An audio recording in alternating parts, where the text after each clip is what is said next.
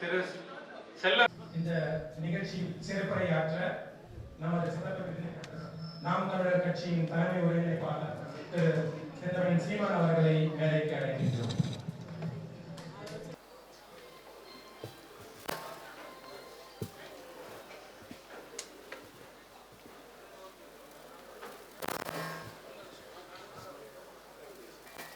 உணர்வு நிகழ்ச்சி மிக்க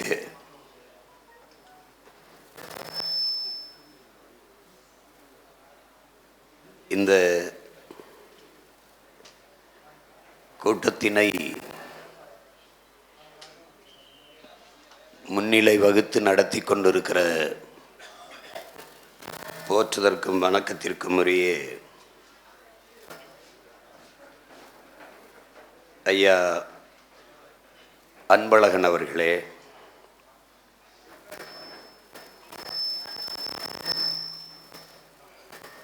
போற்றுதலுக்கும் வணக்கத்திற்கும் உரிய ஐயா அகமுடையார் கல்வி அறக்கட்டளையினுடைய செயலாளர் ரமேஷ்குமார் அவர்களே,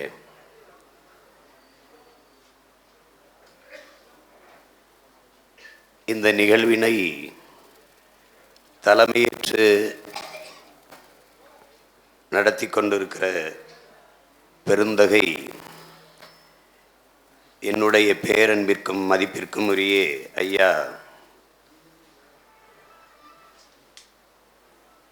அகமுடையார் கல்வி வளர்ச்சி சங்கம் மற்றும் அறக்கட்டளையினுடைய தலைவர் ராவணன் ஞானசுந்தரம் அவர்களே,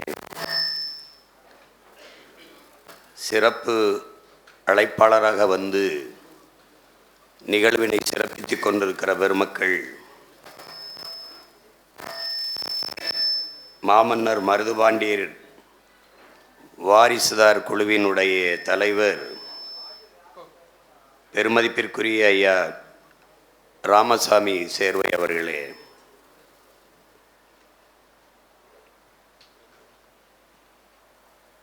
நிகழ்விலே பங்கேற்று சென்றிருக்கிற பெருமதிப்பிற்குரிய ராதா தேவர் அவர்களே,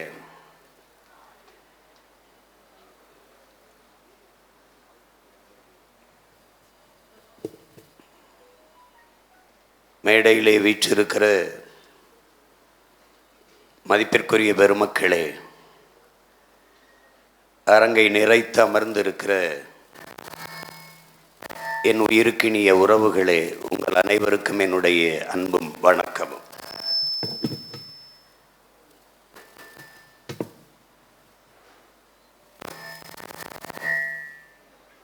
அகமுடையார் அறக்கட்டளையின் சார்பாக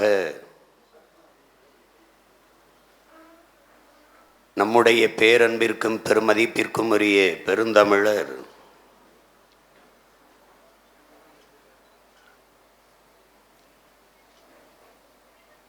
புரட்சி பாவலன் பாரதிதாசன் பேரவையினுடைய நிறுவனர் என் போன்ற தமிழ் பிள்ளைகளுக்கு தமிழ் தேசிய அரசியலை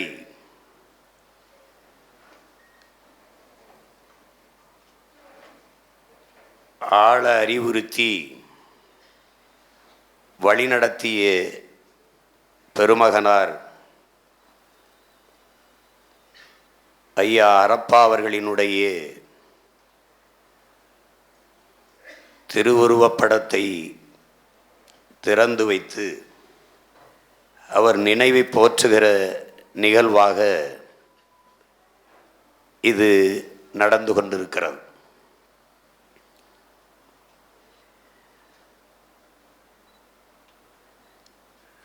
தமிழ்நாட்டில் இந்தியம், திராவிடம் என்ற சித்தாந்தங்களை சிந்தைக்குள் செலுத்தி ஒரு வலிமையான அரசியல் கட்டமைப்பை நிறுவி இந்த நாட்டை மக்களை பன்னெடுங்காலமாக ஆட்சி செய்தவர்கள் இன்றும் தொடர்கிறார்கள். இந்த தளத்தில், இந்த களத்தில் உரிமைகளை இழந்து, உடைமைகளை இழந்து, உயிரை இழக்கிற இழிசூழலுக்கு இந்த இன மக்கள் தள்ளப்பட்ட போது இதற்கு காரணம் என்ன என்பதை ஆய்ந்து அறிகிற போது அது நாம் உணர்வை இழந்ததுதான். உரிமையை இழக்கலாம், உடைமையை இழக்கலாம்,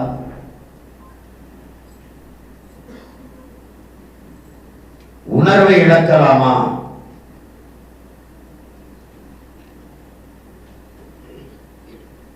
என்ற கேள்வி எழுகிற போதுதான் நாம் யார் என்ற உணர்வை பெற முடிகிறது. அந்த சூழலில் நாம் தமிழர்கள் என்ற இன உணர்வை, அந்த இன அடையாளத்தை நாம் பெறுகிறோம், அடைகிறோம். இங்கே தமிழர் நிலத்தில் பல்வேறு பெருமக்கள், நமது முன்னவர்கள் இந்த தேசிய அரசியலை, அதன் உரிமை மீட்சிக்கு, அதன் பாதுகாப்பான நல்வாழ்விற்கு ஒரு அரசியல் பெரும்படை கட்ட பல்வேறு காலகட்டங்களில் முயற்சித்தார்கள். அதிலே ஒரு பெருமகன் தான் தனித்தமிழர் சேனை என்ற ஒரு அமைப்பை உருவாக்கிய பெருந்தமிழர் ஐயா நகைமுகன் அவர்கள். அவருடைய ஈழவர் தான் நம்முடைய ஐயா ஹரப்பா தமிழன் அவர்.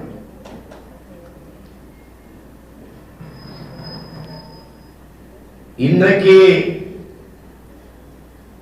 ஈழ விடுதலை உணர்வு, ஈழ போராட்ட அறிவு, பார்வை, தெளிவு தமிழ் மக்களுக்கு விரிந்திருக்கலாம், பரந்திருக்கலாம். ஆனால் அன்று ஈழ படுகொலைக்கு பிறகு அதன் பார்வை கூடுதலாக பரவி இருக்கலாம், விரிந்திருக்கலாம். ஈழம் என்கிற ஒரு நாடு இருக்கிறது, அது தமிழர்களின் இன்னொரு தாயகம் என்பதை அறியாத ஒரு இன மக்கள் பிழைக்க போன இடத்தில் பிரபாகரன் நாடு கட்டி சண்டை போட்டுக் கொண்டிருக்கிறார். இது எந்த வழியில் நியாயம் என்று வரலாற்று அறிவு அறவே இல்லாத மக்கள். அந்த கூட்டத்தில் ஒருவர் அன்றைக்கே தான் பெற்ற ஒரே மகனுக்கு தமிழ் ஈழம் என்று பெயர் வைத்த பெருந்தகை நம்முடைய ஐயா ஹரப்பாவர். நாங்கள் திறந்தது அவர் உருவம் குறித்த படம் அல்ல, தமிழ் பேரின பிள்ளைகளுக்கு ஒரு பாடம் என்பதை என்னிடம் இளையவர்கள் புரிந்து கொள்ள வேண்டும். அப்படி என்ன செய்தார் ஹரப்பா என்றால், என் போன்ற பிள்ளைகளை தயார் செய்தார்.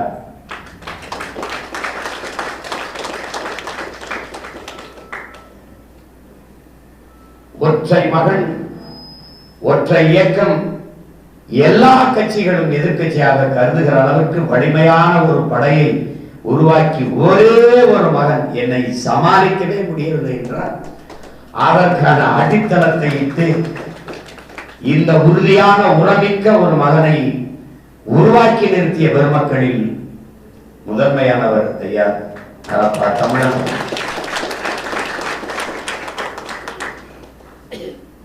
இங்கே இருக்கிற எல்லாரும் ராவணன் என்று பெயர் எங்க ஐயாவுக்கு வைத்திருப்பதெல்லாம் அவரே சொல்லிவிட்டார். தாத்தா அப்பா எல்லாம் திராவிடர் கழகத்தில் இருந்தவர்கள்.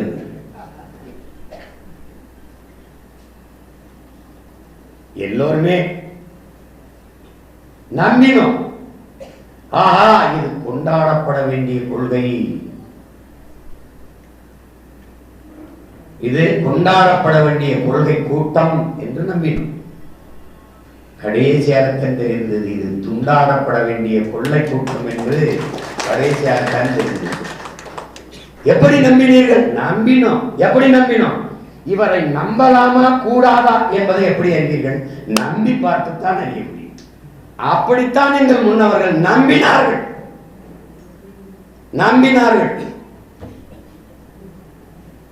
நம்பினோம். கடைசியாக கால ஞானி எங்களுடைய தாத்தா தெய்வ திருமகன் முத்துராமலிங்க தேவர் அவர்கள் சொல்லும்போது கூட எங்களுக்கு தெரியவில்லை, ஆரியமும் திராவிடமும் வெவ்வேறு அல்ல, இரண்டும் ஒன்றுதான், ஒரு நாள் கட்டி பிடிச்சு கைகுலுக்கி சங்கமிப்பார்கள் என்றார். அப்ப நமக்கு ஒன்றும் தெரியல, என்னமோ சொல்றாரு என்னன்னு. ஆரியமா நின்று இல்லை, திராவிடம் நின்று இல்லை. இப்ப இந்த திராவிடமும் ஆரியமும் கூட்டு, காங்கிரசும் திமுகவும் கூட்டு, காங்கிரசும் பாரதிய ஜனதாவும் கூட்டு பேச்சு நம்மகிட்ட. நாங்க ஆரியத்தை எதிர்க்கிறோம், ஆரியத்தை எதிர்க்கிறோம், ஆரியத்தை எதிர்க்கிறோம். இதுல குரங்கு கையில கொடுத்த அப்பம் மாதிரி கொடுத்துட்டு இங்கிட்டு வேடிக்கை பார்த்த அப்பத்தை குரங்கு பிச்சு தேர்ந்துட்டு வேடிக்கை பார்த்த கதையா? எல்லாவற்றையும் இழந்து நிற்கும் போதுதான் தெரியுது, ஆகா இது நமக்கான கூட்டம் இல்லை என்று தெரியும். எங்கள் முன்னவர்கள் எல்லாம் மேலே எழுந்து வந்தார்கள். எங்க ஐயா நகைமுகன் போல, எங்க ஐயா அரப்பா தமிழன் போல ஏகப்பட்ட பெருமக்கள் எழுந்து வந்தார்கள். ஆனால் ஒரு பேரியக்கமாக மாற முடியவில்லை. அந்த காலகட்டத்தில் ஈழப்போர் கொத்தாக நம் இன சொந்தங்கள் கொன்றொழிக்கப்பட்ட காலத்தில் வேற வழி இல்லாத அந்த நேரத்தில் தலைவரிடத்தில் இருந்து கடைசியாக வந்த மகன் நான்.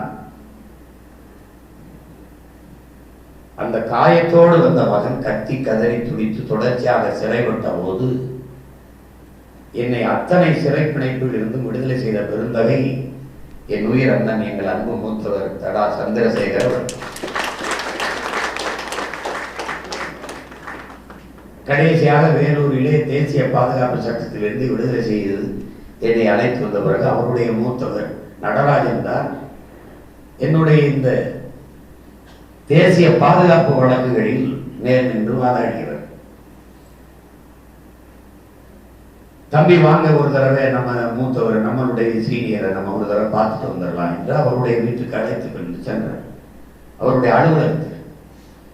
அப்போ என்னுடைய அன்பின் மூத்தவரும் தம்பி ரூபன் அவர்களும் நானும் சென்றிருந்தோம். அப்போ பேசிவிட்டு கீழே இறங்கும் போது எங்கள் மூத்தவருக்கு புகைக்கிற பழக்கம் உண்டு. அவர் ஒரு மதில் சுவரமாக சார்ந்து கொண்டு புகைத்து கொண்டிருக்கும் போது, தம்பி நீங்கள் தொடர்ச்சியாக இதை முன்னெடுத்து கொண்டே இருங்க, எனக்கு இந்த குடும்பத்தில் எல்லாத்தையும் நான் சரி பண்ணி விட்டுட்டு அப்புறம் உங்களோடு சேர்ந்துக்கிறேன் என்று சொன்னார். நான் ஆமா மூத்தவரை, நானுமே உங்ககிட்ட சொல்லணும்னு இருந்தேன், வேற யாராவது இதை கொஞ்ச நாள் எடுக்க சொல்லுங்க, எனக்கும் கொஞ்சம் குடும்ப பொறுப்பு இருக்கு, நான் அதை கொஞ்சம் செஞ்சுட்டு வந்துடுறேன் அப்படின்னு சிகரெட்டை கீழே போட்டு மிதிச்சுட்டு இப்படி பதிலே அவருக்கு சொல்ல முடியல. ஏன்னா நீங்க எல்லாருமே பொறுப்புள்ள எல்லாரும் விலை கொண்டார், இதை பொறுப்பாக செய்யறது யார் என்ற கேள்வி எழுப்பின உடனே சிகரெட்டை அப்படி கீழே போட்டு அனுப்பிச்சிட்டு தோல் மேல கை போட்டு வாங்க போவோம், எதா இருந்தாலும் பார்த்துக்குவோம் அப்படின்னு அன்னைக்கு வந்தவர் தான். அதுக்கப்புறம் தொடர்ச்சியா பல்வேறு போராட்டங்களை கொண்டோம். எப்படி எல்லாம் கொள்கையை வகுக்கிறது, எப்படி எல்லாம் இந்த இன விடுதலைக்கான அரசியல் களத்தை கட்டி எழுப்புவது என்ற ஆலோசனை கூட்டங்களில் தொடர்ந்து பங்கேற்று ஆண்டோர் அமையம் என்ற ஒன்றை உருவாக்கினோம். ஆலோசனை கூட்டங்கள் பல நடத்தினோம். அதில் எல்லாம் அருகில் இருந்து பல்வேறு அறிவுரைகளை ஆலோசனைகளை வழங்கிய பெருதகையால் எங்களுடைய ஐயா ஹரப்பா அவர் தனிப்பட்ட முறையில் பகிரில் செய்திகளை பகிர்வது, குரல் செய்தியாக போடுவது, அழைத்து பேசி இதை இப்படி அணுக வேண்டும், இந்த செய்தியை கண்டுகொள்ளாமல் விட்டுவிடலாம், இதை கவனத்தில் எடுக்க வேண்டும் என்றெல்லாம் அறிவுறுத்தி செதுக்கி என்னை வழிநடத்திய பெருமக்களில் மிகவும் முதன்மையானவர் எங்கள் போற்றுதற்கும் வணக்கத்திற்கும் மதிப்பிருந்தவர் ஐயா ஹரப்பா தமிழனவர். ஒரு மனிதன் மறைந்து விட்ட பிறகு அவரை பற்றி பேசுவதற்கு செய்திகள் இருக்குது என்றால் அவர் சிறப்புற வாழ்ந்திருக்கார் என்று.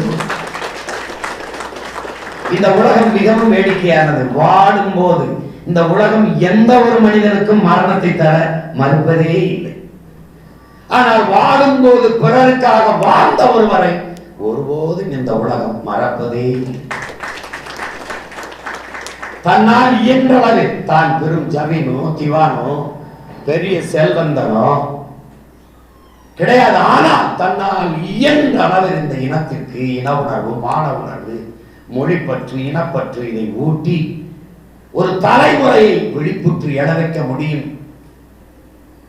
செய்துவிட முடியும் என்கிற நம்பிக்கையோடு களத்தில் நின்ற போராளிதான் நம்முடைய ஐயா ஹரப்பா தமிழன் அவர்கள். அறிவார்ந்த தமிழ் சமூக பெருமக்களே, பேரங்குண்ட நாம் நேசிக்கிற என் உயிர்க்கினே, என் உடன் பிறந்தார்களே, உறவுகளே, என்னிலும் இளைய தம்புதங்கைகளே, முதலில் நாம் யார் என்பதை நாம் தெளிவாக அறிந்து கொள்ள வேண்டும். நாம் யார்? மலர் தூவி வணக்கம் செலுத்தி படமாக நிற்கிற மாமன்னர்கள், எனக்கு முன்பே இருக்கிற இந்த படத்தில் இருக்கிற பெரும்பாட்டன்கள், நம்முடைய வீர பெரும்பாட்டியார் வேலுநாச்சியார், புலித்தேவன், தீரன் சின்னமலை, அழகுமுத்து போன்றவர்கள் யார்?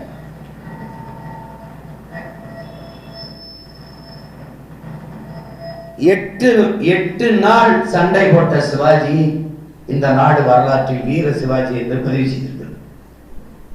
8 நாள், 8 மாதங்கள் வெள்ளைக்காரனை எதிர்த்து போர் புரிந்த வீர பெரும்பாட்டன் நமது பாட்டன்கள் மனிதர்களுக்கு என்ன வரலாற்றில் அடையாளம்? 8 நாள் தான் அவர் சண்டை போட்டார். 8 மாதம் சண்டை போட்டது எங்கள் பாட்டன்கள் என்று தமிழ்நாட்டில் ஒரே ஒரு மகன் நான் வந்துதான் பேச வேண்டிய தேவை. இந்த தளத்தை, இந்த களத்தை அமைத்து கொடுத்து இங்கே நில் என்று என்னை நிறுத்திய பெருமக்கள் பலர். அதில் ஒருவர் தான் நம்முடைய ஐயா ஹரப்பா தமிழர் அவர்கள்.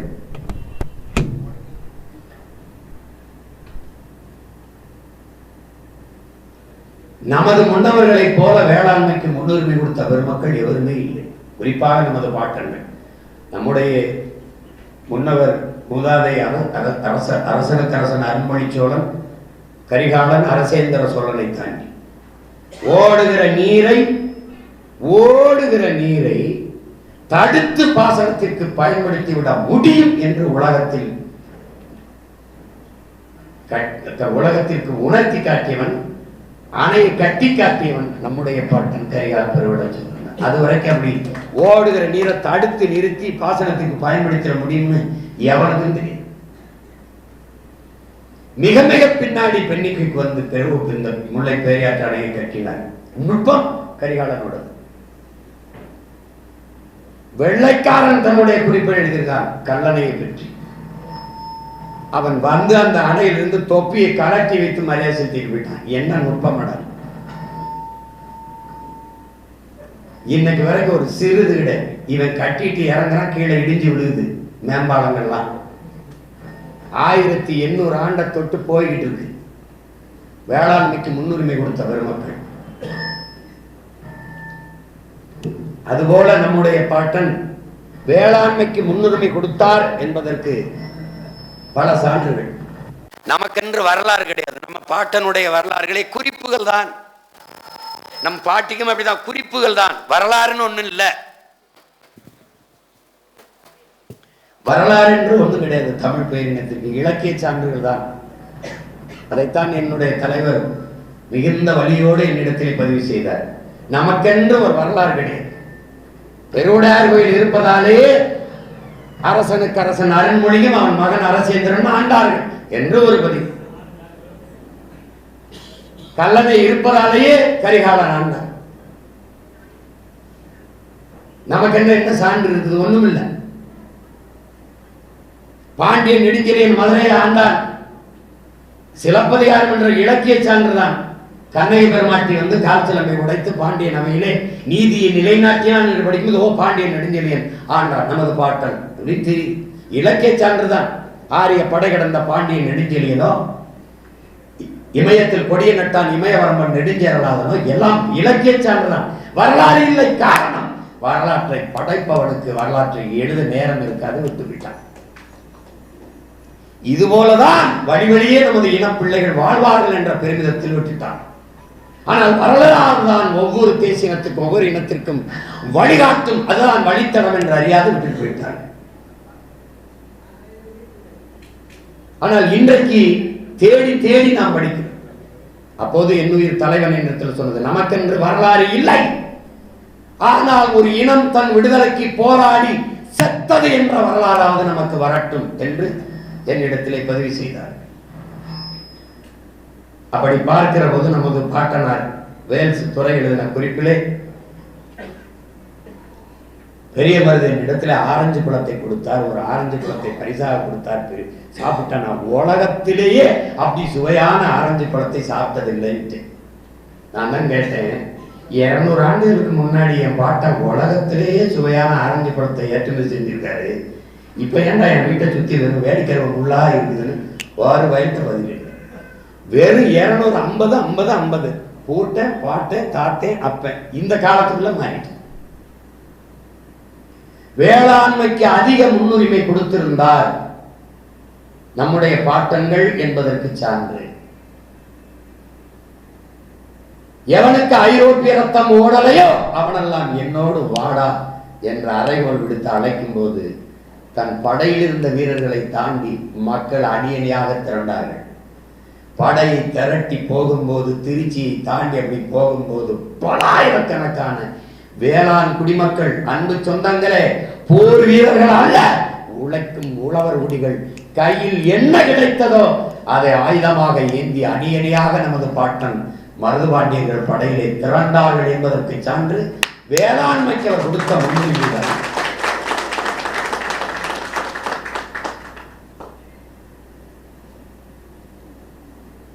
ஒரு வழியிலே மிக கொடுமையான வழி. நீங்க பார்த்திருப்பீங்க, நம்முடைய ஐயா, நம்முடைய தாத்தா கவியரசு கண்ணதாசன் அவர்கள் அந்த சிவகங்கை சிம்மையிலே அந்த படத்தை, இன்றும் எனக்கு கனவு இருக்குது, அதிகாரத்தை கைப்பற்ற வேண்டும், விரைவு காற்று வென்றுகர் போல நம்முடைய பாட்டனுடைய வரலாறை, பாட்டியுடைய வரலாறை பாகுபலி என்று ஒரு கற்பனையில் எடுத்தது போல நிஜ வரலாற்றை, உண்மை வரலாற்றை பதிவு செய்யும். அதில் பாருங்க, இந்த மரத்தை வெட்ட போகும்போது அந்த மரத்திற்கு அவர்கள் கொடுத்திருந்த, இந்த மரத்தை வெட்ட போகும்போது அந்த காட்சி வரும். மரத்தை வெட்டக்கூடாது என்று கட்டி பிடித்து அழுவார்கள். மாறு வேடத்தில் நமது பாட்டன்கள் இருவரும் வைப்பார்கள். ஏன் அந்த மரத்தை வெட்டக்கூடாது என்று. அது எங்கள் மன்னர்கள் பெரிய மருது சின்ன மருது என்று பெயரிட்டு வளர்த்து வந்த அந்த காட்சியில் நெகிழாத அழாத மகன் எவனும்.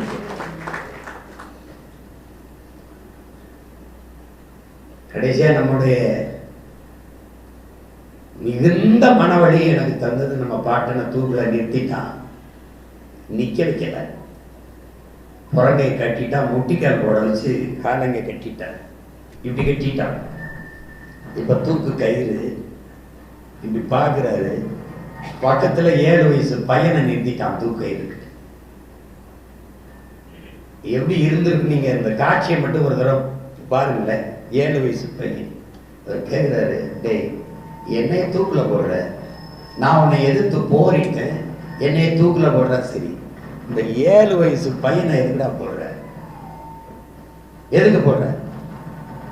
அவன் என்னடா பண்ணான்? போட்டான். ஏன் போட்டான்?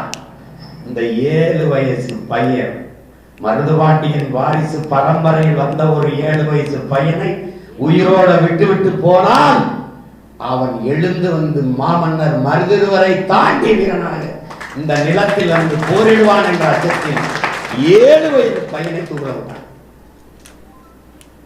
அந்த கேள்வி கேட்கிற போது அவர் மனநிலை என்னவா இருந்திருக்கும்? 7 வயசுல மரண கயிற்றுக்கு முன்னாடி இருந்த அந்த பையனுடைய மனநிலை என்னவா இருந்திருக்கும்? இதெல்லாம் நினைக்கும் போது ஒரு வெறி வரும்பாரு. அந்த வெறிதான் தமிழ் தேசிய இன விடுதலைக்கான உணர்வு, தமிழன் இன உணர்வு. என்னை கேட்டாரு பத்திரிகையாளர் சந்திப்புல, நம்ம பாட்டன் பிறந்த ஊர்ல அவருக்கு நினைவிடமே இல்லை அப்படின்னு. இப்ப மட்டும் என்ன இருக்குன்னு நீங்க நினைக்கிறீங்க? தூக்குல போட்ட இடத்துல கடற்கரையில் இவர்களுக்கு சமாதி எப்படி இருக்குது, என் பாட்டனை அடக்கம் பண்ண இடத்துல எப்படி இருக்கு, தூக்குல தொங்க விட்ட இடத்துல எப்படி இருக்குன்னு நீங்க பாருங்க. நம்ம பாட்டி வேலுநாச்சியார் அடக்கம் பண்ணியிருக்கிற அந்த இடத்தை போய் பாருங்க. இவர்களுக்கெல்லாம் தெருவுக்கு தெரு சிலை இருக்கு. நம் பாட்டிக்கு சிலை எங்க இருக்குன்னு பாருங்க. நம் பாட்டனுக்கும் ஐயா சேதுராமன் இருந்து போராடியதுனால அந்த தெப்பக்குளத்து வாசல்ல ஒரு சிலை இருக்கு. இல்லைன்னா நாங்கள்லாம் மாலையிட சிவகைக்கு தான் வரணும், இல்லை மதுரைக்கு வரணும். பூலித்தேவனுக்குன்னா நெற்கட்டு சேவலுக்கு தான் போகணும். அதெல்லாம் இது என்ன காட்டுது? இப்போ கூட எங்கள் ஊரில் காலாரிவில் இருக்கிற சிலை என்ன? இவ்வளவு மரப்பாச்சி பொம்மை வண்டி. ஆனால் நீங்கள் போய் பாருங்க, கடற்கரையில் இவர்கள் சமாதியை, குறிப்பாக ஐயா கருணாநிதி அவர்கள் நினைவிடத்தை மட்டும் ஒரே ஒரு தடவை பாருங்க.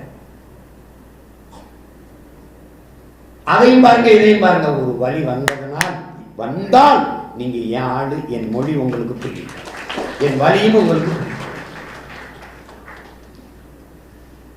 இப்படிதான் நான் இப்ப விடையாளூருக்கு போனேன். அங்க போய் நமது பாட்டன் அரசனுக்கு அரசன் அருண்மொழி சோழனுக்கு வணக்கம் செலுத்த போனேன். அங்க ஒரு சிவலிங்கம் இப்படி சாஞ்சு கிடக்கு.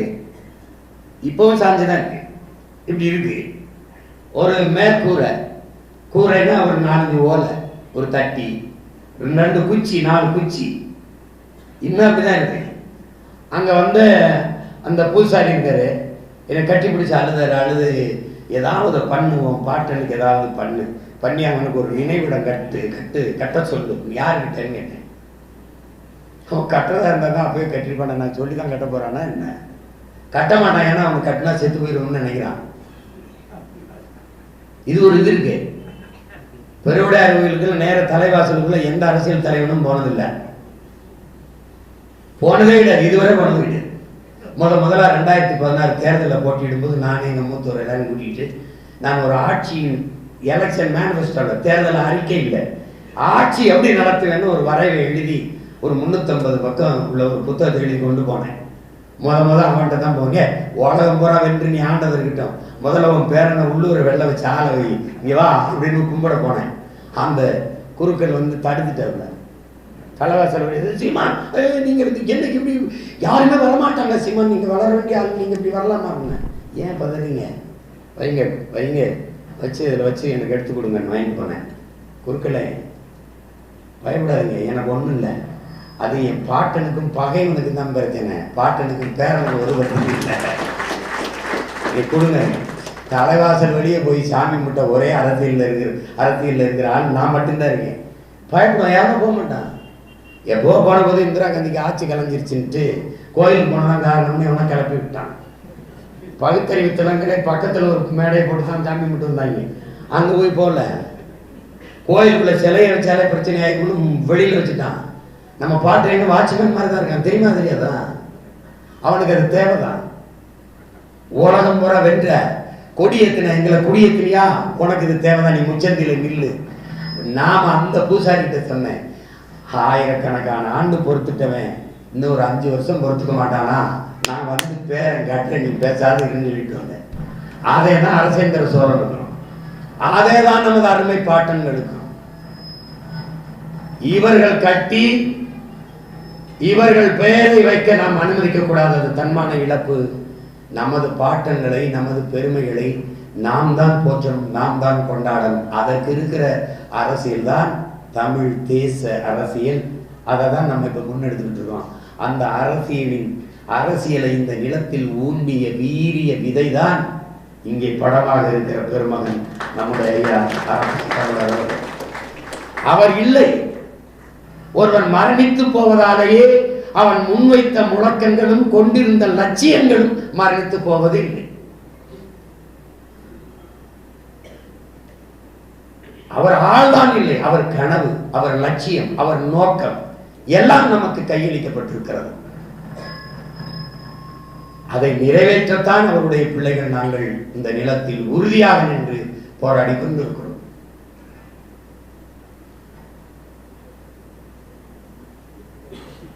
ஒரு நினைவை இப்ப நமக்கு வந்து முருகன் வழிபாடு, சிவன் வழிபாடு, குலதெய்வ வழிபாடு, வழிபாடு என்பது அன்பிற்குரிய சொந்தங்களே, வழிபாடு என்பது வழியே பயணப்படு, அவர் வழியே பயணப்படு, வழியே பாடுபடு, வழியே போராடு, இதுதான் வழிபாடு. இப்படிதான் வந்தது. அப்படித்தான் இன்னைக்கு நமது முன்னவர்களை நாம் வழிபடுகிறோம். அப்படித்தான் ஹரப்பா அவர்கள் காட்டிய வழியிலே பயணப்படுவது என்பது அவருடைய வழிபாடுதான். ஒவ்வொரு நமது முன்னவர்களும் நம்முடைய முன்னத்தி ஏர், ஒரு ஏர் முன்னாடி போகும், 100 ஏர்னாலும் பின்னாடி அதை ஒட்டி அப்படியே போகும். அப்படி பின்னால் வருகிற இந்த ஏர்களுக்கெல்லாம் முன்னத்தியராக இருந்த ஒரு மகத்தான மகன்தான் நம்முடைய ஐயா ஹரப்பா தமிழர் அவர்கள். நமக்கென்று அரசியல் அதிகாரம் இல்லை, நிராகரிக்கப்பட்ட இனத்தின் மக்களாக இருக்கிறோம். ஆனால் இழந்துவிட்ட உரிமைகளை பிச்சை கேட்டு பெற முடியாது, போராடித்தான் பெற்றாக வேண்டும் என்று அண்ணல் அம்பேத்கர் அறிவுறுத்துகிறார். நாம் இதை போராடித்தான் பெற்றாக வேண்டும். நமக்கு இருக்கிற கடைசி வாய்ப்பு அரசியல் விடுதலை தான். அரசியல் விடுதலை தான். அரசியல் எப்போது பிறக்கும்? அரசியல் வலிமை எப்போது பிறக்கும்? நாம் எல்லாம் ஒன்றாக இருந்தால் தானாக அரசியல் வலிமை பிறக்கும். அரசியல் வலிமை பிறந்தால் நமக்கான அதிகாரம் பிறக்கும். அதிகாரம் பிறந்தால் எல்லாமே சிறக்கும். இதுதான் வழி, வேற வழியே கிடையாது.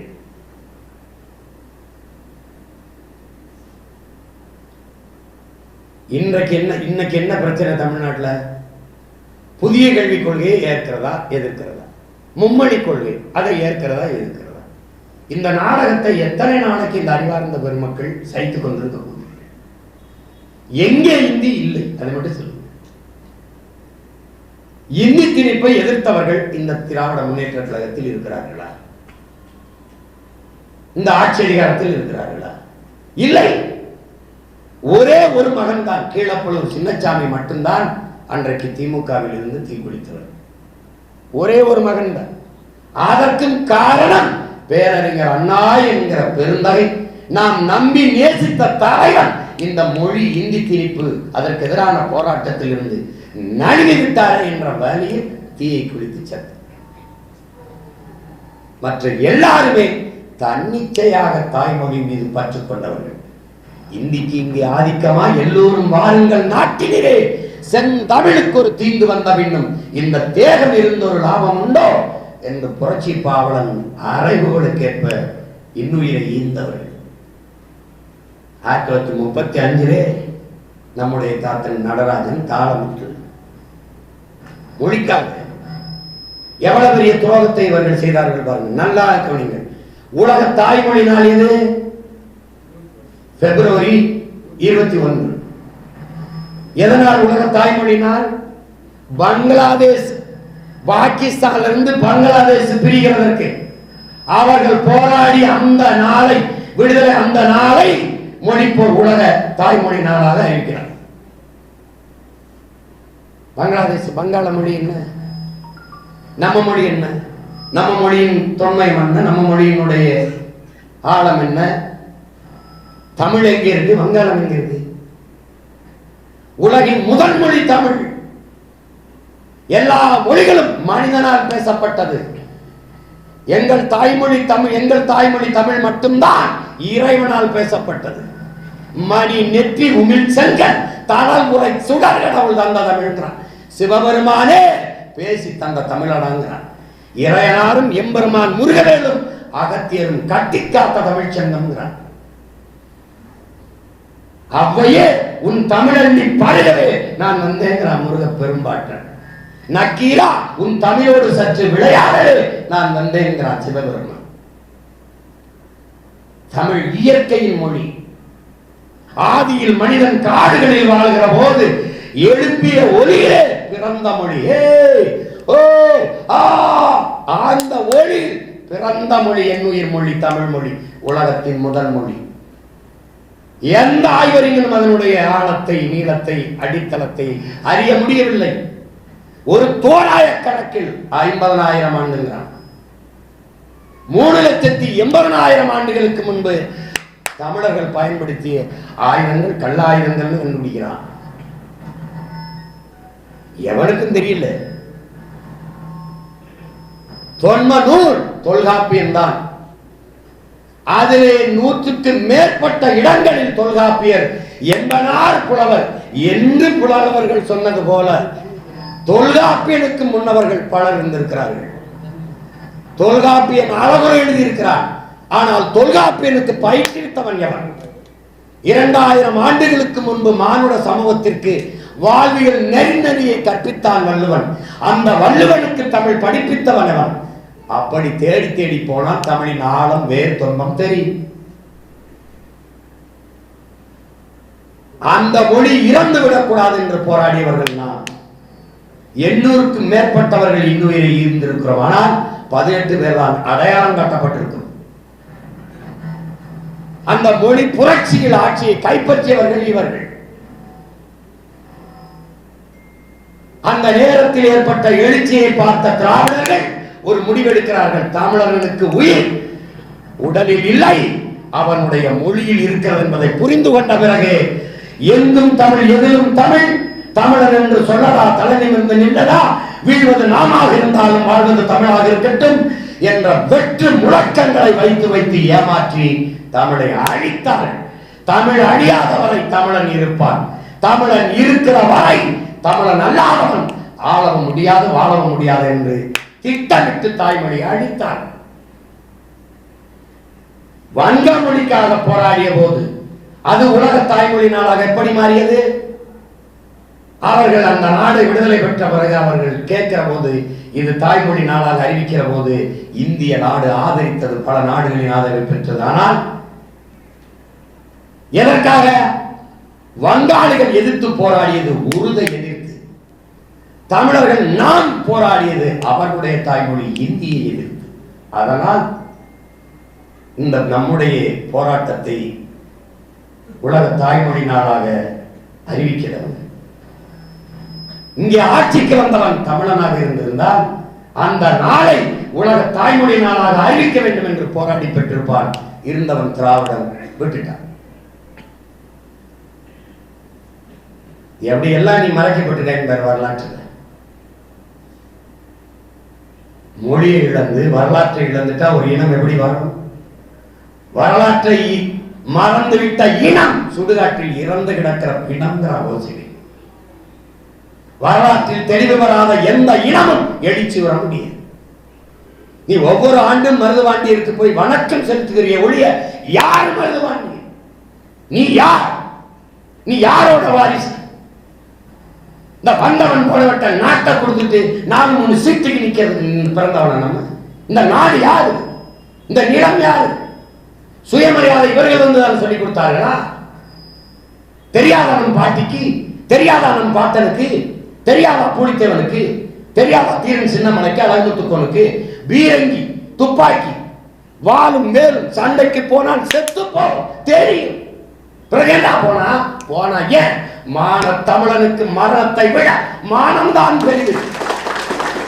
அவன் முடிவெடுக்கிறான், சரணடைந்து வாழ்வதை விட சண்டையிட்டு சாவது மேலானது, அடிமை வாழ்வினும் உரிமை சாவு மேலானது. இதெல்லாம் லட்சிய முழக்கமடா. அவன் வச்ச லட்சிய முழக்கம். ஒருவன் காலில் விழுந்துதான் வாழ வேண்டும் என்கிற நிலை இருக்குமா? நான் எழுந்து நின்று இறந்து போவேன் என்கிறான் செய்வார். அதன் அடித்தளம் அடிப்படை நமது முன்னவர்கள். அந்த திமிர் அந்த நிமிர் நம்மளே இல்ல. யாரா நீ? யார் நீ? கேட்கலையே. பிரச்சனை அங்கதான் இருக்குது. இவன் யாரா நமக்கு சீட்டு கொடுக்கன்னு கேட்கல இல்லையே. நாடு ஏன் நாடு ஒன்றை கொடுத்து யார் நீ? இதை விடவா சுயமரியாதை? இதை விடவா தன்மானம்? நம் வரியை கொடு. நம்ம பாட்டன் சேர்ந்து தூக்கி சிறையில போட்டான். ஓராண்டு கொடுஞ்சிறையில கிடக்கிறார், தனிமை சிறையில கிடக்கிறார் மன்னர். அவன் அசைன மாதிரி இல்லை. என்னடா இவ்வளவு உறுதியா கிடக்கிறான்? என்னடா இவன் மன்னன் வந்து சிறை கொட்டையில் கிடக்கிறான் போய் வெள்ளக்காரன் கெஞ்சிரான். என்ன கெஞ்சிரான்? அன்னைக்கு என்ன ஓரணா இருக்குமா? ஓரணா ஒரு ஒப்புக்கு ஒரு கப்பமா கட்டு சேர்ந்து சும்மா கட்டு. ஒரு கப்பம் ஒரு ஓரணா கட்டினாயின்னு கட்டு, நான் உன்னை விடுதலை செஞ்சிடறேன்றான். என்ன சொல்லியிருப்பாரு நினைக்கிற? என்ன சொல்லியிருப்பாரு நினைக்கிற? இந்த அயோக்கிய பிள்ளை என்ன பண்ணிருக்கான்? எதுக்கு அவர் சிறைக்கு போக வேண்டிய தேவை வருது? சரண் அடையல, சமரசம் செய்யல. என்ன சொல்லியிருப்பாரு நினைக்கிற? ஒத்த பைசா அந்த ஒத்த நாளனா கூட நான் உன்னை கட்ட மாட்டேன். இந்த சிறையிலே கிடந்து செத்தாலும் சாவனே ஒழிய ஒரு செல்லா காசை கூட உனக்கு வரியா கட்ட மாட்டேன்டான்னு போராண்ட நம்முடைய பாட்டை சேதுபதி. மத்திய அரசு நிதி தரலைன்னா தரல, எங்களுக்கு நிதி தரல, ஐயோ நான் என்ன பண்ண, ஏ போடா வரி தர முடியாதுன்னு சொல்ல ஒரு வீரம். அதுக்கு சொல்லணும்னா அதுக்கு மருதுவாண்டிய ரத்தம் ஓடணும்டா, பூலித்தர ரத்தம் ஓடணும். அவன் தான் சொல்லுவான், இங்க வந்த மனுல நாட்டை கொடுத்து என்ன சொல்லுவான், ஊழல் முடிவுன்னா போடணும், தொட்டு பாடுறா அப்படின்னு சொல்லணும்ல.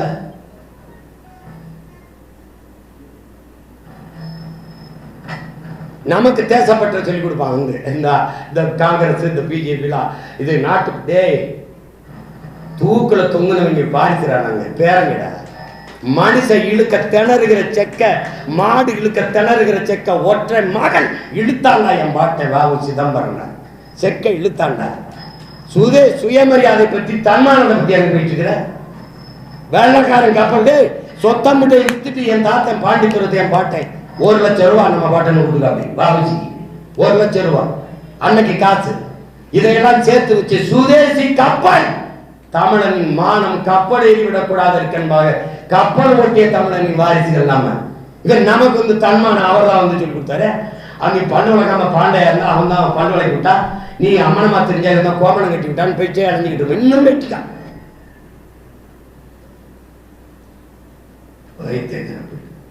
உங்களை நாங்க தான் படிக்க வச்சோம். திரும்ப திரும்ப கேட்கிறேன், இந்த கம்பன், கபிலன், வள்ளுவன், இளங்கோ இந்த இவையெல்லாம் யாரா படிக்க வச்சா ஒரு பதிலும் இல்லை, ஒரு பேச்சும் இல்லை.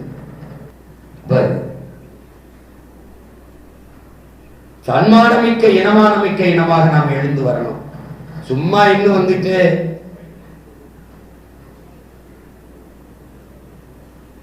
ஒவ்வொரு தடவையும் நம்ம பாட்டனுக்கு வணக்கம் செலுத்துறது சடங்கல்ல.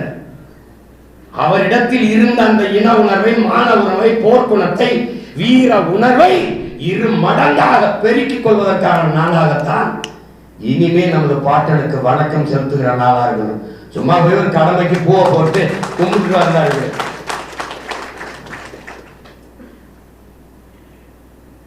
என்ன கத்துக்கிறோம் இருக்குல்ல. இப்படிதான் எங்க தாத்தா மூக்கையத்தவரை பத்தி அந்த நூற்றாண்டு விழாவில் நான் பேசணும் எல்லாம் என்னப்பா இம்பிட்டு பண்ணிருக்காப்பா, இம்பிட்டு இவ்வளவு பெரிய என்னப்பா என்ன எங்களுக்கு சில தெரியும் மாலை போடுவோம் அவ்வளவுதான். யார் யாருக்கு தெரியுது? கச்சத்தீவை கொடுக்கும் போது அம்மையார் இந்திரா காந்தி எதிர்த்து பேசிய ஒரே மகன் நம்முடைய தாத்தா மூக்கையத்தவர் மட்டும்தான். அன்னைக்கெல்லாம் நீங்க கைகட்டி பதவிக்காக நின்றாங்க.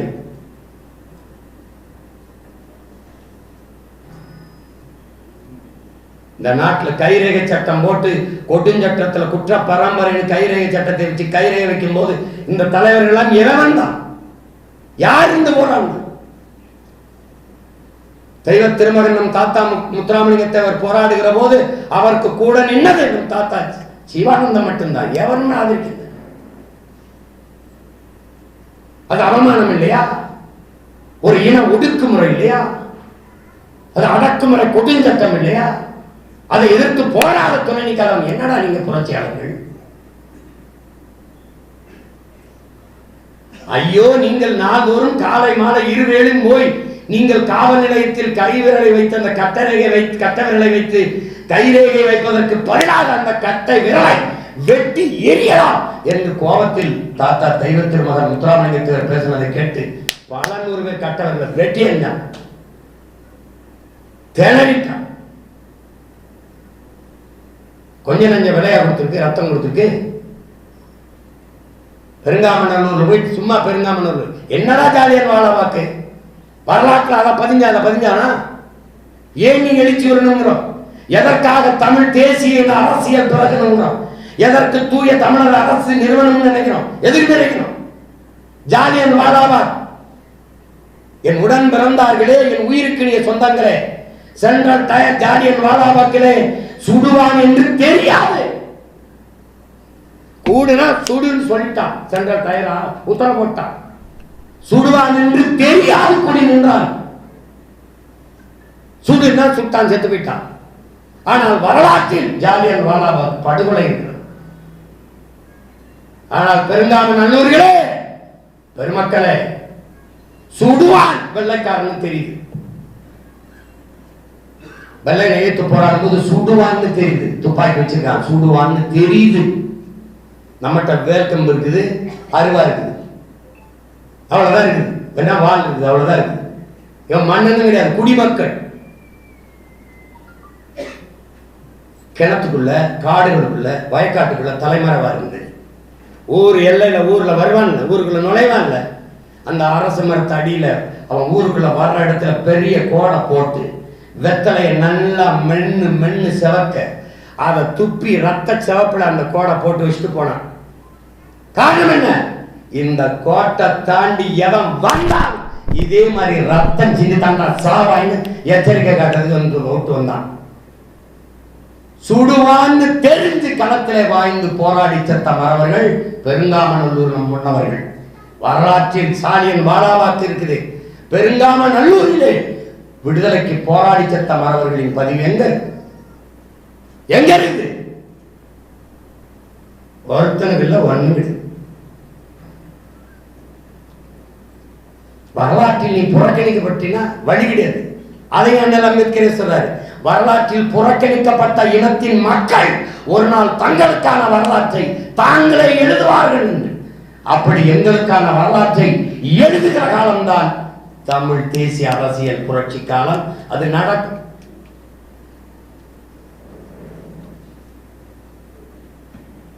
நாங்கள் வந்த பிறகுதான், குறிப்பாக நான் இந்த அரசியல் தளத்துக்கு வந்த பிறகுதான், காளையார் கோயிலிலே சிவகங்கையிலே தான் நமது பாட்டன் மருதுபாண்டியருக்கு வணக்க கூட்டம் நடத்த வேண்டும் என்பது இல்லாமல் சென்னையிலே, சேலத்திலே பல்வேறு பகுதிகளில் கடத்தி கொண்டு போய் வச்சேன்.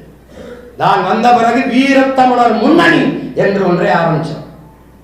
உங்களால் நம்ப முடியறதான், உடன் பிறந்தார்களே தட்டி பாருங்கள், வளைகுடியிலே லண்டனிலே எந்த வெள்ளைக்காரனை எதிர்த்து எனது பாட்டனும் பாட்டியும் போராடி மாண்டார்களோ அதே வெள்ளைக்காரன் நாட்டிலே வீரத்தமிழர் முன்னணி என்று வைத்து நமது பாட்டன்கள் எல்லாருடைய படங்களையும் வைத்து வழிபாடு நடத்தினோம். அப்ப எந்த வெள்ளக்காரனை எதிர்த்து போரிட்டார்களோ எமது முன்னவர்கள் அதே வெள்ளக்காரர்கள் இந்த படங்களுக்கு முன்னே நின்று குடும்பம் குடும்பமாக தன்படம் எடுத்துக்கொண்ட காட்சி இன்று மலைகளில் இருக்கு பாருங்க. தாட்டா வரலாறு, இதான் வரலாறு. அவன் நினைப்பாங்க, ஓ வா மருதுபாண்டியர், ஓ வேலு நாச்சியார். தமிழர் என்ன வரலாற்று, நீ உனக்கு என்ன பெருமிதம் இருக்குது? உனக்கு எங்க திமிரு இருக்குது? நீ உன் மொழி பெருமை இனப்பெருமை அறியாது. நீ எப்படி திமிருவ, எப்படி நிமிருவ? இந்த நிலப்பரப்பின் வரலாற்றிலே பாட்டி வேலு நாச்சியார் மாதிரி ஆண் வீரர்கள், அரசர்கள், மன்னர்கள் போரிடுவார்கள். ஆண்கள் போரிடுவார்கள். தெரியும், எல்லாருக்கும் தெரியும். தெரியும், எல்லாரும் போரிட்டு இருக்காங்க. ஆனால் ஒரு பெண்மகள் கணவனை இழந்த கைமகள் படையை திரட்டி இழந்த நிலத்தை போரிட்டு வென்றார் என்ற வரலாறு இந்த நிலப்பரப்பிலே நமது பாட்டி வேலுநாச்சியாருக்கு மட்டும்தான் உண்டு. தமிழர்கள் குலதெய்வமாக வைத்து போற்ற வேண்டும் என்றால் நமது பாட்டி மானமரத்தி வேலுநாச்சியார் தான் கொண்டாங்க. அதுக்கு பிறகு அந்த சான்ஸ் ராணி அவ பிறந்து செத்து 85 வருஷம் கழிச்சு மணிக்கரணின்னு ஒரு பெண்ணு பிறக்கிறான். அந்த காலத்துல கணவனை இழந்துட்டா முக்காடை போட்டு மூளையில மூக்கு சிந்திட்டு உட்கார்ந்து அழுதுட்டு, கணவன் உயிரற்ற உடல் மீது சத்தியம் செய்து இழந்த நிலத்தை நான் மறுபடியும் போரிட்டு மீட்பேன் என்று ஒரு மகள் உறுதி செய்து போய் அதே மாதிரி இழந்த நிலத்தை மீட்டவள் நம்முடைய பாட்டி தான். அதை போலவே தமிழர் இன வரலாற்றிலே இழந்த நிலப்பரப்பை மறுபடியும் போரிட்டு மீட்ட வரலாறு நம் உயிர் தலைவர் மேதகுவே பிரபாகரன் அவர்கள் பாட்டிக்கும் பேரனுக்கும். நமது முன்னவர்கள் போரிட்டார்கள், தோற்றார்கள். ஆனால் போரிட்டு வென்ற மகள் நம்முடைய பாட்டி வேலுநாச்சியார் மட்டும்தான். எவன் பேசுவான்? நம்ம பேசல, எவன் பேசுவான்? உன்னை பேச இது சீமா, அவன் பழம்பெருமையே பேசித்திருவாங்க. நாங்க பழம்பெருமை பேசுவது பீற்றிக் கொள்ள அல்ல, எங்களை நாங்களே தேற்றிக் கொள்ள. பழம்பெருமை என்பது எங்களுக்கு படிப்பினைடா, படிப்பினை, படிப்பினை. சாகிறதுன்னு ஆயிடுச்சு. எங்கிருந்து தலைவர் பிரபாகரன் கற்றுக்கொள்கிறார்? சாவது என்று ஆயிடுச்சு. அது என்னடா சரணடைந்து சாகிறது, சண்டைக்கு சத்துரும்டா. இதான்டா கோட்டை. இதான்டா நம்ம பாட்டன் கையில் இருக்கு. என்னடா வெள்ளக்காரன் போய் சரணடைஞ்சு சாகிறது, சண்டைக்கு சத்துரும்டா, போராடி மாண்டும்டா. அதான்டா வீர மரவனுக்கு அழகு என்று களத்திலே பாய்ந்தவர்கள் தான் நமது முன்னவர்கள். 500 ரூபா வாங்கிட்டு இந்த பொங்கல் போயிட்டு தீபாவளிக்கு போனஸ், சலுகை, மானியம், இலவசம் அறிவார்ந்த ஒரு சமூகம் ஏற்குமா? சலுகைகளால், இலவசங்களால், மானியங்களால், போனஸ்களால் ஒரு சமூகம் மேம்படும், உயர்படும், வளர்ந்து விடும் என்று யார் நம்புறான்? ஆனா இந்த கூட்டம் நம்பிட்டு இருக்கு. 8,50,000 கோடி, 8 லட்சம் கோடி கடன். இந்த கடனை பெற்று நிறைவேற்றப்பட்ட ஒரு நலத்திட்டம். எங்கெல்லாம் வந்திருக்காங்க, எங்க ஊர்ல இருந்து வந்திருக்காங்க. சென்னையில ரோடு எப்படி இருக்கு, தலைநகர்ல. அப்ப சிவகங்கையில் எப்படி இருக்கும்? எப்படி இருக்கும் பாரு.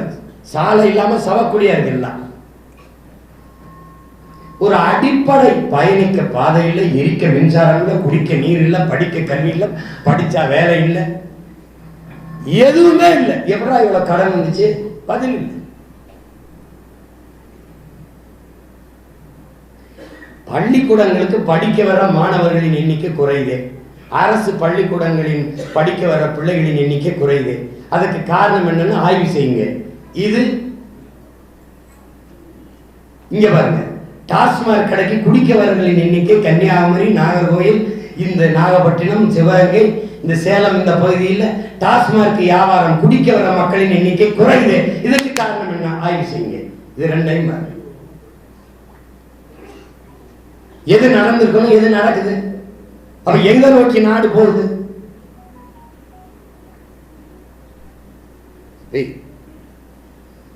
கள்ளச்சாராயம் விற்காதீர்கள் என்று தடுக்க போன மாணவர்கள் வெட்டி கொலை செய்யப்படுகிறார்கள்.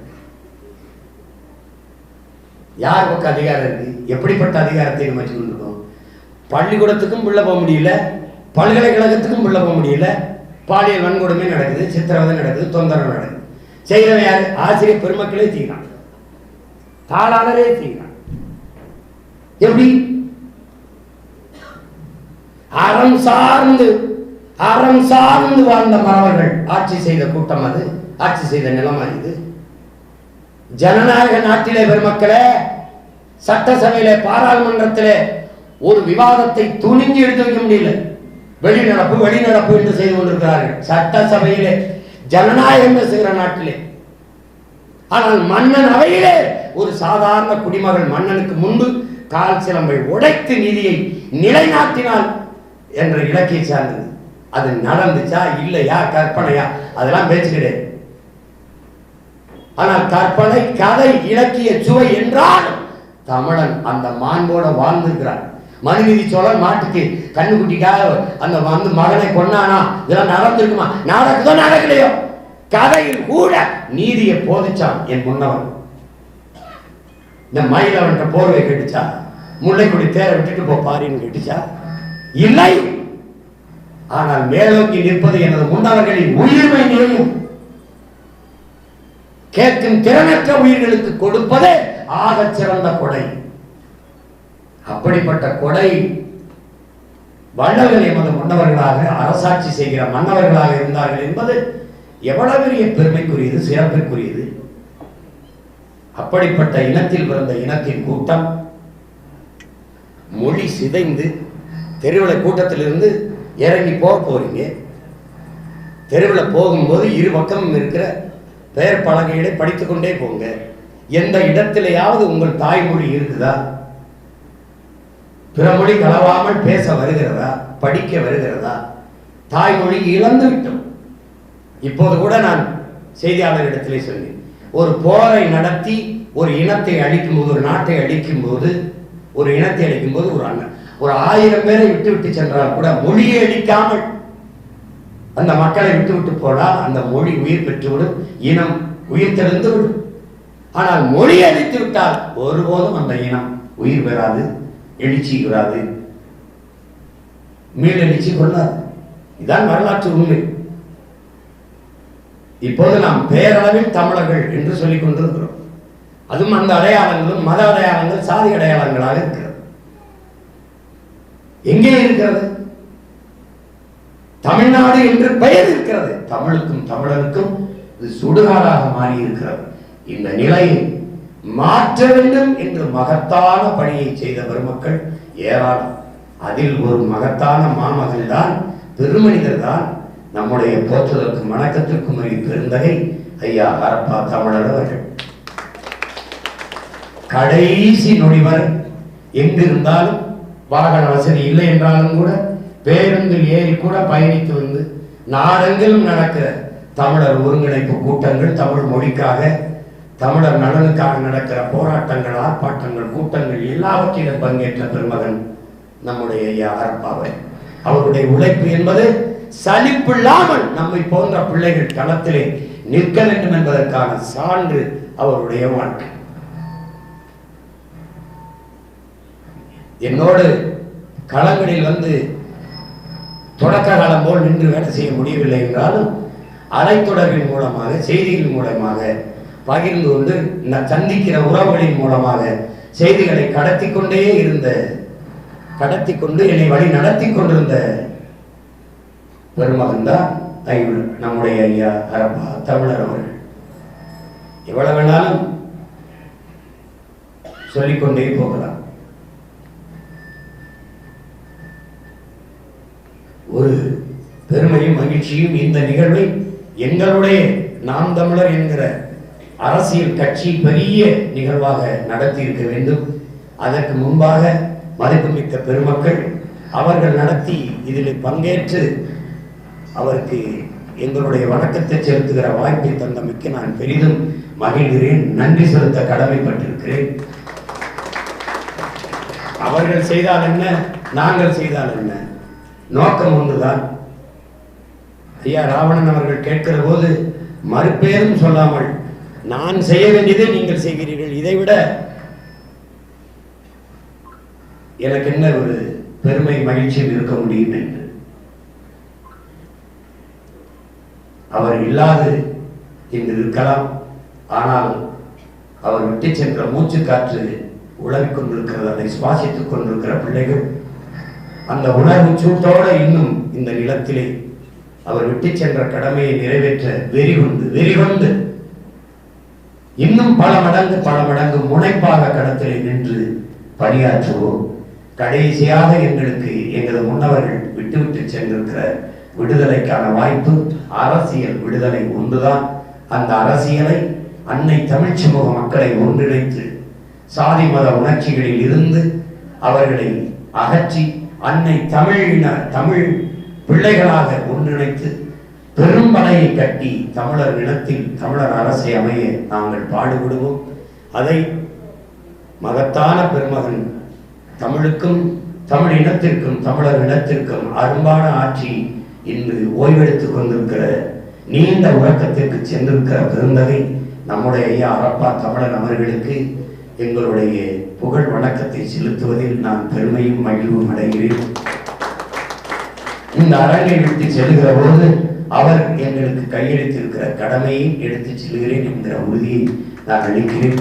இந்த அரிய நிகழ்வை நிகழ்த்தி அருமை பெருமகன் ஐயா ஹரப்பா அவர்களுக்கு சிறப்பு செய்த பெருந்தகை எங்கள் போற்றுதற்கும் வணக்கத்திற்கும் உரிய பெருமகனார் ஐயா ராவணன் ஞானசுந்தரம் அவர்களுக்கும் இங்கே மருதுபாண்டியர்களுடைய வாரிசுகளாக ஒவ்வொரு ஆண்டும் பாட்டனுக்கு வணக்கம் செலுத்த போகிற போது வரவேற்று வாசலிலே நின்று எல்லோரையும் வரவேற்று அந்த பெருமன்னர்களின் பெருமையை நிலைநாட்டிக் கொண்டிருக்கிற பெருமக்கள் இங்கு எண்ணற்ற பேர் என் மண்ணிலிருந்து வந்து அமர்ந்திருக்கிறார்கள். எல்லோருக்கும் என்னுடைய அன்பும் வணக்கமும். இந்த நிகழ்வில் நீண்ட தூரம் பயணித்து வந்து பங்கேற்ற பெருமக்கள் எல்லோருக்கும் என்னுடைய அன்பும் வணக்கமும் நன்றியும். உங்கள் அனைவருக்கும் என்னுடைய அன்பு வணக்கம். எங்கள் ஐயா ஹரப்பா தமிழன் அவர்களுக்கு என்னுடைய புகழ் வணக்கம், நன்றி. நாம் தமிழர்.